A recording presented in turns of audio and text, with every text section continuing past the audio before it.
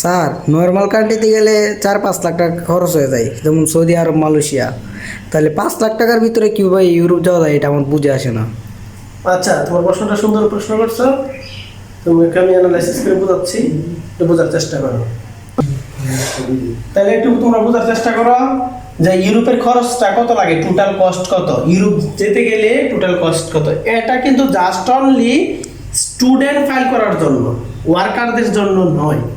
তাহলে একজন স্টুডেন্ট কত টাকার ভিতরে সে ইউরোপ যেতে পারে, আমি কস্টটা অ্যানালাইসিস করতেছি, ক্যালকুলেশন করে বোঝাচ্ছি।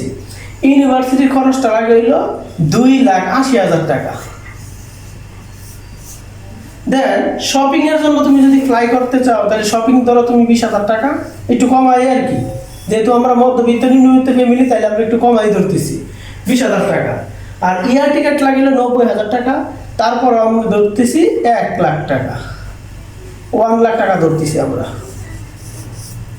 তাহলে এই টোটাল কস্টটা তুমি দেখো কত আসতেছে, 2,80,000 আর 20,000 হচ্ছে 3 লাখ, আর এখানে 1 লাখ হচ্ছে ফ্লাই খরচ, 4 লাখ টাকা।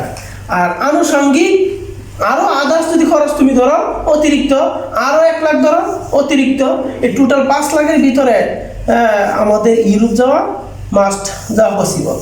যদি আমরা যে কোনো একটা স্টুডেন্ট চাই, তাহলে এই 5 লাখের ভিতরে সে ইউরোপ যেতে পারে। আমি আবারও কষ্ট হিসাব করে দিচ্ছি, ইউনিভার্সিটি খরচ 2,80,000 টাকা, এটাকে বলা হয় সেশন ফি, অর্থাৎ 1 বছর তুমি ওই জায়গায় ইউনিভার্সিটিতে পড়াশোনা করবা, এর জন্য 2,80,000 টাকা কষ্ট হবে।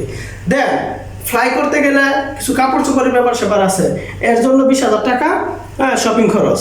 দেন ইয়ার টিকিট ফ্লাই করতে গেলে বিমানের খরচ লাগবে, সেটা ধরছি 90,000 টাকা লাগে, আমি ধরলাম 1 লাখ টাকা।